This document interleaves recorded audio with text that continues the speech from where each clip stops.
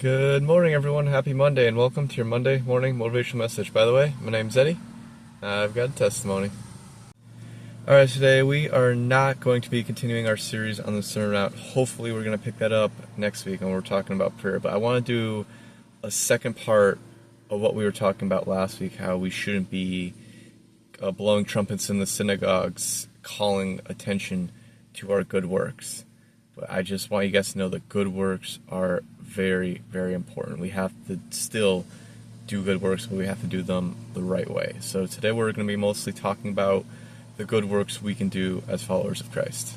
I don't know if you guys have seen those videos where someone, like, say, helps an older lady cross the road, and then that older lady will give money to, like, say, a homeless person, or give them food, and then that homeless person does something else nice to this person, and that process just keeps going and going and going. I just love seeing those videos. Or you're scrolling through TikTok, and then I saw this video where just all sorts of good acts that just literally make your heart melt.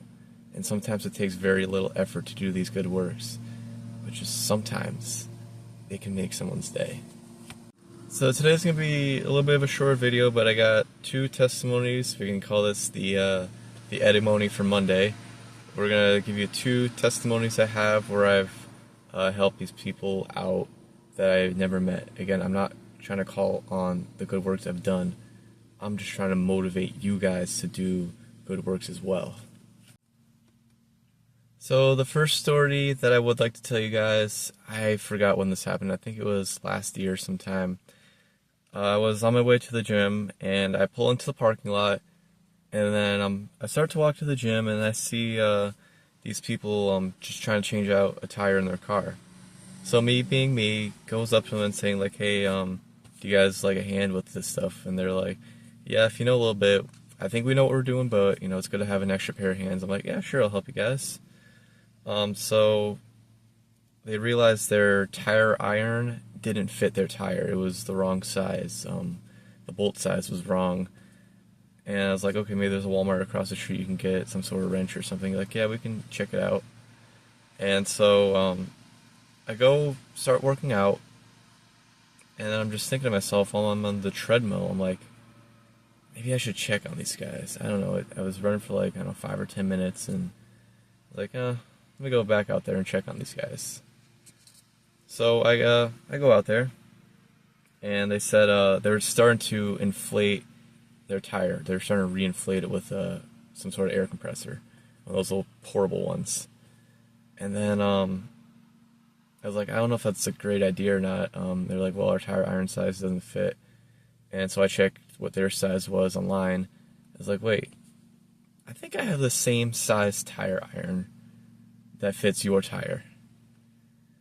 So lo and behold, I go to my trunk, pull the tire iron out, and guess what? It fit. No problem. But you look at that. The one person that decides to help these guys had the right size tire iron. So again, we changed the tire. Did it for a few minutes. It was like both of our first time doing it. And then I asked my grandfather after, and I asked him, hey, would it be better to change the tire into a donut or just to reinflate it? He says, you did the right thing. So it just, God sends the right people to the right places at the right time, and that right person could be you helping this stranger out with very little effort. And the next story I want to share with you guys actually happened last week. It was like 5 days ago. I'm on my way to church, and I take the highway there, and on the off-ramp onto a main road, there was a car that was just stalled out. The car was broken down in the middle of the off-ramp, but it was like perfectly in the middle where cars could go around them on both sides. And like, my heart felt for this guy right away. And without hesitation, I decided to pull over and just at least check on him and hopefully push him to safety. And he's like, yeah, I don't know, man. I got a tow truck coming. I was like, I just want to at least get you onto the side of the road where you're safe, and so we can kind of get traffic going a little faster too. But, you know, so he's like, I don't know. I was like, just, you know, put it in neutral and we'll push it all the way to the other side of the road. He's like, all right. And luckily we were kind of going downhill a little bit, so wasn't too bad to push it. And again, we had to wait for a traffic light, unfortunately. And so yeah, we keep pushing onto the side of the road.